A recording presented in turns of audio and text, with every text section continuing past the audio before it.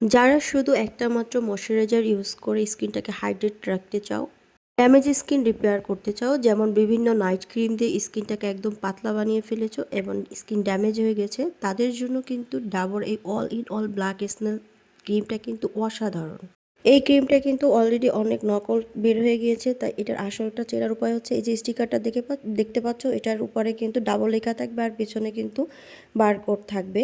এটা দেখেই তোমরা বুঝতে পারবে যে এটা আসল।